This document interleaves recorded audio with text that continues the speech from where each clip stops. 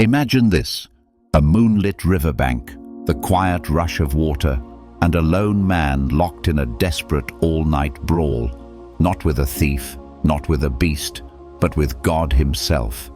This isn't just a fight.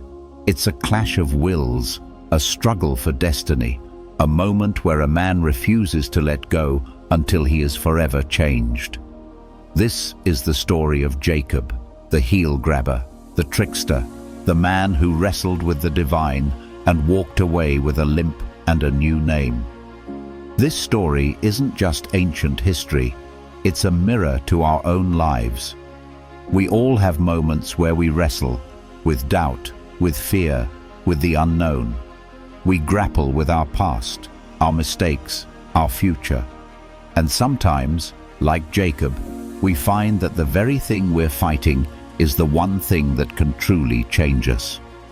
So let's dive deep into this midnight battle, unpack its drama, its mystery, and its life-changing lessons. By the end, you might just see your own struggles in a whole new light. Before we get to the riverbank, we have to understand Jacob himself. This wasn't just some random guy who stumbled into a divine wrestling match. No, Jacob was a man shaped by deception, ambition, and fear. From birth, Jacob was a struggler. His name literally meant heel grabber, because he came out of the womb holding his twin brother Esau's heel, as if trying to pull him back, to overtake him. And that's exactly what he spent his life doing. He tricked Esau out of his birthright for a bowl of stew. He disguised himself as his brother to steal their father's blessing. He was a schemer, always looking for the advantage, always trying to control his fate. But deception has consequences. Esau wasn't just annoyed, he was furious. He vowed to kill Jacob once their father died. So Jacob ran. He fled to his uncle Laban's house, where he thought he'd find safety. But guess what? Laban was an even bigger trickster than Jacob. The deceiver became the deceived. For 20 years, Jacob worked for Laban, marrying his daughters. Yes, plural. That's another wild story. Building his wealth and constantly outmaneuvering his uncle in a battle of wits. But eventually, it was time to go home. Time to face the past he'd been running from. Time to meet Esau again. And that's where things get intense. Jacob was terrified. He had spent his whole life running, manipulating, surviving. But now, the past was catching up. Esau was coming to meet him, with 400 men. That's not a welcoming committee. That's an army. So Jacob did what any of us might do. He panicked.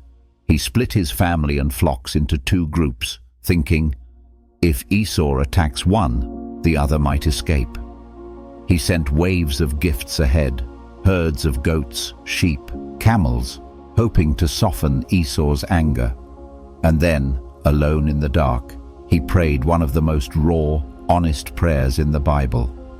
God, you told me to go back home. You promised to protect me.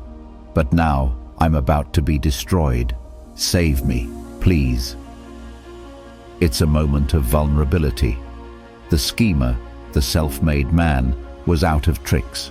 He had nothing left but fear and a desperate plea. And that's when it happened. That night, Jacob sent his family across the river Jabbok. He was alone. And then, a man appeared. We don't get a dramatic entrance, no lightning, no booming voice, just a figure in the shadows, stepping into Jacob's space. Maybe Jacob thought it was an enemy, a thief, Esau's scout. Whatever the case, they started wrestling. This wasn't a quick scuffle. This was an all-night, sweat and strain, no one's backing down brawl. Jacob, the fighter, refused to lose. The mysterious man couldn't overpower him, and Jacob wouldn't let go. As dawn approached, the man did something strange. He touched Jacob's hip and wrenched it out of socket. A supernatural move, a clear sign. This was no ordinary opponent, but Jacob still held on. The man said, "Let me go, for it is daybreak." And Jacob, panting in pain, replied, "I will not let you go unless you bless me." Think about that. Even in agony, even knowing this was beyond human, Jacob wouldn't quit. He wanted something more than survival. He wanted a blessing. Then came the life-changing moment. The man asked, "What is your name?" A simple question, but loaded, because Jacob's name meant deceiver. And when he admitted it, he was confessing his whole identity. Then the man said, "Your name will no longer be Jacob, but Israel, because you have struggled with God and with humans and have overcome." Israel. It means he struggles with God. And just like that, the fight was over. The man, now clearly revealed as God in human form, blessed him and left. Jacob, now Israel, limped away as the sun rose. Jacob would never walk the same again. That limp was a permanent reminder. He had met God face to face and lived.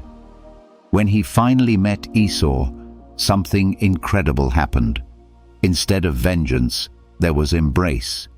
Esau ran to him, hugged him, forgave him. The fear that had driven Jacob for decades was gone. Why?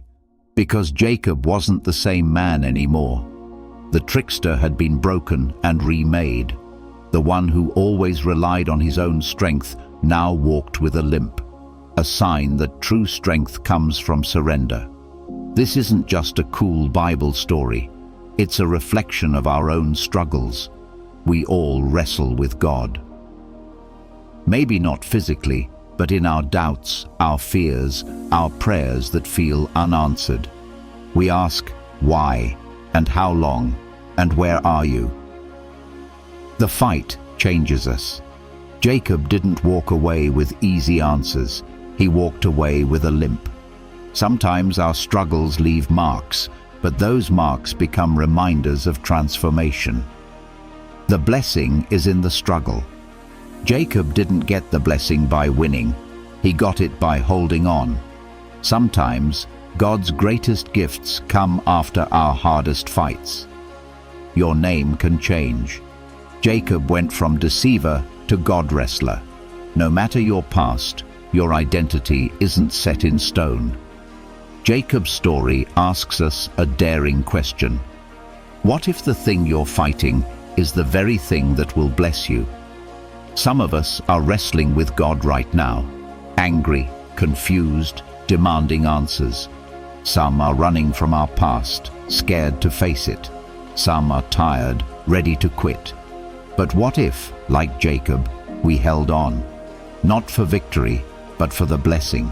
Not to win, but to be changed. Dawn is coming. The fight won't last forever.